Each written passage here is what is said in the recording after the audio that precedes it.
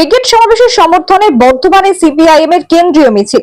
মেহনতি জনতার বিভাজন মুছে ঐক্য গড়। হকের দাবিতে আগামী রবিবার কলকাতা ব্রিগেড সমাবেশের সমর্থনে শুক্রবার শহর বর্ধমানে কেন্দ্রীয় মিছিলের আয়োজন করেন বামফ্রন্ট। এই দিনের মিছিলটি বর্ধমান কোচ কম্পাউন্ড থেকে রাজবাড়ী পর্যন্ত পদযাত্রা করে সিপিআইএম।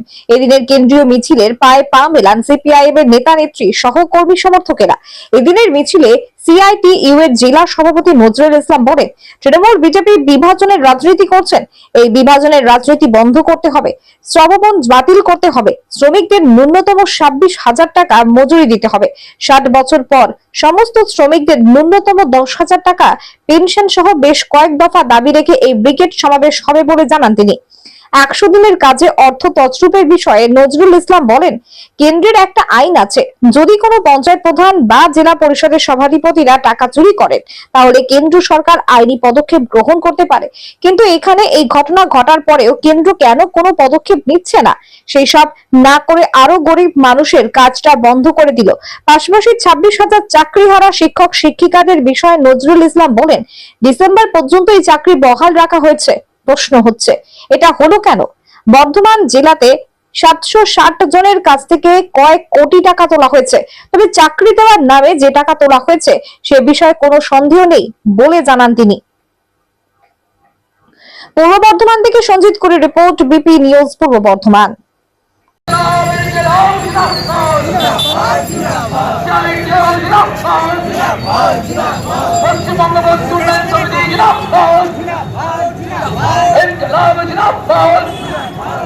এই সবুজী মানুষের অধিকার রক্ষার স্বার্থে আমি বিজেপি একান্ত গণতন্ত্রের রক্ষার স্বার্থে আমি বিজেপি ব্রিগেড সমাবেশে দলে দলে যোগ দেই। 2 নম্বর হচ্ছে শ্রম কোড বাতিল করতে হবে। 2 নম্বর হচ্ছে যে শ্রমিকদের ন্যূনতম 26,000 টাকা মজুরি দিতে হবে। 60 বছর বয়স হয়ে গেলে অসংগঠিত ক্ষেত্রে সমস্ত শ্রমিকদের 10,000 টাকা পেনশন দিতে হবে।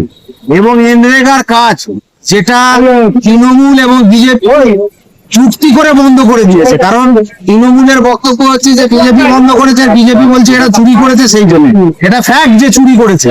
কিন্তু এনরেগা যা আইন আছে, যদি কোনো পঞ্চায়েতের প্রধান বা জেলা পরিষদের সভাধিপতি টাকা চুরি করে, যদি না চুরি করেছে এটা ঘটনা, এটা প্রমাণিত, তাহলে তাদের বিরুদ্ধে কেন কেন্দ্রীয় সরকার কোনো আইনানুগ ব্যবস্থা নিচ্ছে না?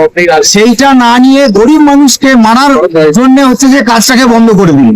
তাহলে যারা চুরি করলো, যেমন ভাবে ওই 26,000 চাকরি মানে যোগ্য অযোগ্য গুলিয়ে দিয়েছে, তার ফলে যোগ্যরা বঞ্চিত হচ্ছে, ঠিক একইভাবে এখানেও যারা চুরি করলো তাদের বিরুদ্ধে কোনো ব্যবস্থা না নিয়ে সমস্ত কাজটা বন্ধ করে দিন, এবং সেই কাজ যাতে অতি দ্রুত চালু করে, এবং 100 দিন না, বছরে 200 দিন এবং 600 টাকা মজুরি, এই দাবি আমাদের হচ্ছে যে আছে।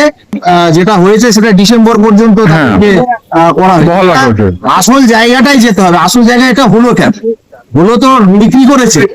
এই আমাদের বর্ধমান জেলাতেই আমরা হিসেবটা শুনছি, এখন 760 জন এরকম অযোগ্য যারা চিহ্নিত হয়েছে এখন পর্যন্ত, তাদের কাছ থেকে কয়েক কোটি টাকা তুলেছে। কিন্তু টাকা তুলেছে তৃণমূলের লোকেরা চাকরি বিক্রি করে, এই নিয়ে কোনো সন্দেহ। তাহলে তারা চুরি করলো, আর মাঝখান থেকে বারবার সুপ্রিম কোর্ট, হাইকোর্ট, আমাদের বামপন্থীরা বারবার বলা হয়েছে যে আপনি দুটো লিস্ট দিয়ে দিন যে কারা যোগ্য আর কারা অযোগ্য। তারা কেন দিল না? সবটাই হচ্ছে যে গুলিয়ে দাও, গুলিয়ে দিয়ে যাতে একটা হচ্ছে জট পাকিয়ে যায়। এবং মমতার এটা বরাবরই, মুখ্যমন্ত্রী এটা হচ্ছে যে বরাবরই কায়দা যে অন্যের ঘাড়ে দোষ চাপায়, যে কোনো ঘটনাতে অন্যের ঘাড়ে দোষ চাপায়। তারা কেন মমতা ব্যানার্জি এইটা বলতে পারছে না যে হ্যাঁ, যারা টাকা নিয়ে চাকরি বিক্রি করেছে তাদের অ্যারেস্ট করা হবে? একবারের জন্য বলেছে যে এটা অন্যায় হয়েছে? না, এই সমস্ত কথা তার মুখে আপনি শুনবেন না, শুধু অন্যের ঘাড়ে দোষ চাপিয়ে দিচ্ছে।